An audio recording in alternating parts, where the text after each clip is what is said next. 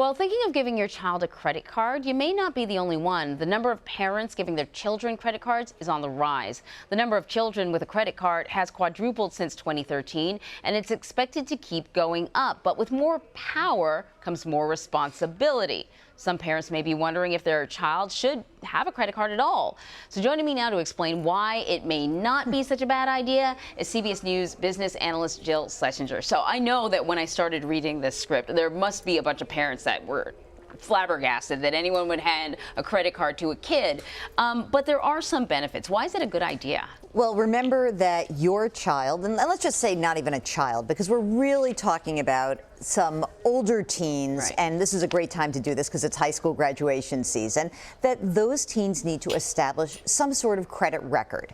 And the problem that a lot of people are running into as they get into their 20s is that they may have said, oh, I saw my parents suffer in the financial crisis. I never want a credit card. I live on cash. I live on Venmo. I live on debit cards. And when they get ready and they need a credit history, there's literally nothing there. Yeah. So we want kids, older kids, young adults, let's call them, to actually start establishing a credit history, because essentially being able to borrow at preferable rates as you get older is part of your financial foundation. Yeah, you know, I was one of those people actually that I didn't get a credit card till maybe sort of my mid-20s because I was scared of the responsibility, and I thought it's better just to pay and save. And then I realized, yeah, you have to start building up some sort of credit history, anything. That's right. And what's interesting is a lot of people don't understand. They'll say, oh, I have a debit card, but a debit card does not establish a credit history. So certain things that do create a credit history are having some sort of credit card account. And you also can do it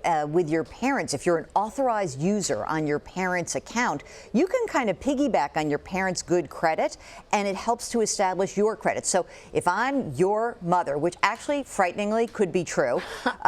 You're very flattering. I don't know about that. So let's say I'm your parent and you're going off to college, and I say, okay, you're going to be an authorized user on my account, and I've got sterling credit history. You charge some things, I charge some things, I pay the bills off every single month. Now we're both actually benefiting from this good credit. Now, the downside of an authorized user. Oh, yeah. Can you read my mind? Yeah, because you're in school and you're partying like a rock star, and you're like, I'll pay for the next round exactly. or five. And whatever gets charged on that card is ultimately the responsibility of the primary card holder, which would be me, the parent. There's a great alternative, though. And what that is something called a secured credit card. So same situation. I'm your parent, I want you to establish credit, but I kind of want to put a leash on it.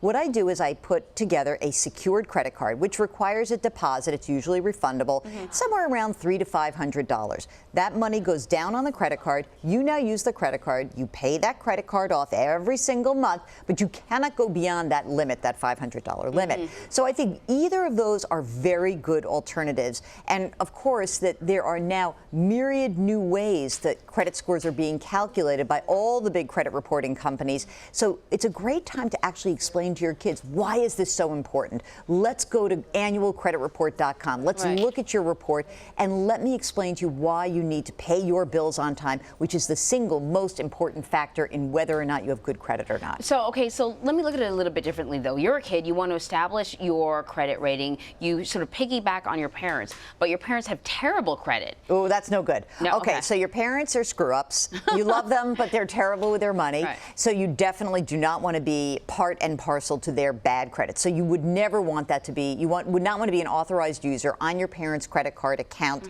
unless they have really good credit. So if that's the case, then a secured credit card is the way to go. Again, pay your bills on time, have a good banking relationship, try to have these conversations. Really important to do it as soon as you can. And I know we're talking kids, but how young can this go? Well, it kind of depends on what you're trying to do. You can make someone an authorized user of a credit card in high school. Like that is a possibility. And that's not a bad way, because also you keep an eye on what's happening. And that's a good way to parents to have accountability, also to snoop. You know, well, in that case, I'm all for it.